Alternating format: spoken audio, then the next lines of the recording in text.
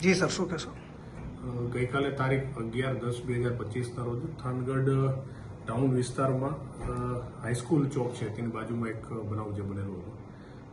આ બનાવની અંદર બે પક્ષે સામસામે મારામારી કરી અને એકબીજા પક્ષે ગંભીર ઇજાઓ પહોંચાડી અને જે છે એ આ બનાવનો અંજામ આપેલો હતો. આ બનાવના અનુસંધાને જો વિગતવાર જોઈએ તો કુલ 2 ફરિયાદો થાનગઢ પોલીસ સ્ટેશનમાં દાખલ કરવામાં આવી છે. જેમાં એક ફરિયાદની અંદર દીપેનભાઈ ચંદ્રકાંતભાઈ ભરાડ એ પોતે ફરિયાદી છે. આ ફરિયાદની અંદર કુલ જે છે 5 આરોપીઓના નામ જે છે એમના દ્વારા આપવામાં આવેલા છે.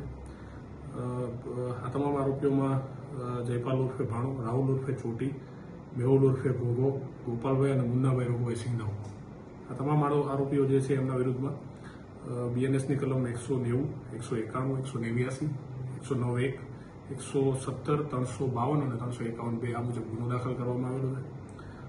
મૂળ બનાવનું કારણ જોઈએ તો અગાઉ આ બંને પક્ષે મોરથડા રોડ ઉપર એક જે જમીન એમની આવેલી છે એ આજુબાજુમાં જમીનના સેઢા બાબતેનો એમનો જૂનો પ્રશ્ન જે હોય એમાં બંદૂક ચાલતું હોય અને એ બંદૂકને લઈ અને એકબીજા પક્ષે સામાન્ય બોલાચાલી અથવા અવારનવાર મારામારીના નાના બનાવ બનેલા છે. તે બાબતે અગાઉ એમણે કોઈ પોલીસ ફરિયાદ કે કંઈ નોંધાવેલું નથી અને આ જ બનાવના અનુસંધાને આજે ગઈકાલે રાત્રે તેઓ ભેગા થઈ અને આજે દીપેનભાઈ ભરાડની જે ફરિયાદ છે એ મુજબ આ 5 આરોપીઓમાંથી જયપાલ જે આરોપી છે એને પોતાની પાસે રહેલું ગેરકાયદેસર હથિયાર વાપરી અને જે છે એ ફરિયાદી ઉપર ફાયરિંગ કરવાનો પ્રયત્ન કરેલો છે.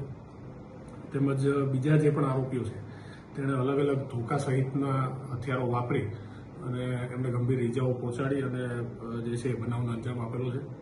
હાલ જે છે આરોપીઓની તપાસ ચાલુ છે અને યોગ્ય બંદોબસ્ત રાખવામાં આવેલો છે કે આવો ફરીવાર બનાવ ન બને. આ ઉપરાંત સામેવાળા પક્ષે જે ફરિયાદ જે આપેલી છે એ મુજબ જયપાલભાઈ ઉર્ફે ભાણો રઘુભાઈ સિંધવ એને પણ એક જે ફરિયાદ નોંધાવી છે આ ફરિયાદની અંદર કુલ 4 આરોપીઓના નામ લખવામાં આવેલા છે. જેમાં દીપેનભાઈ ભરાડ, પ્રતિકભાઈ ભરાડ, દીપેનભાઈ જે છે એમના ફાધર જેમનું નામ એમને ધ્યાનમાં નથી, પ્રતિકભાઈ જે એમના ફાધર જેનું નામ જે છે આ ફરિયાદી જે છે એમને ધ્યાનમાં નથી.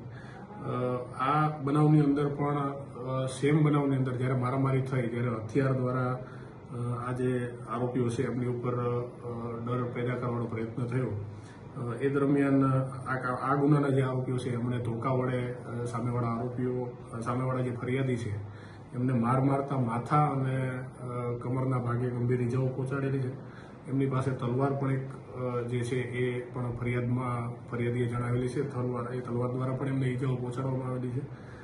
એમની ફરિયાદના આધારે BNSની કલમ 109(1), 118(1), 352, 351(3) અને 54 અને GP એક્ટની કલમ 135 મુજબનો ગુનો જે છે એ થાનગઢ પોલીસ સ્ટેશનમાં દાખલ કરવામાં આવેલો છે. હાલ બંને પક્ષે જે ભોગ બનનાર છે એ લોકો અત્યારે સારવાર હેઠળ છે.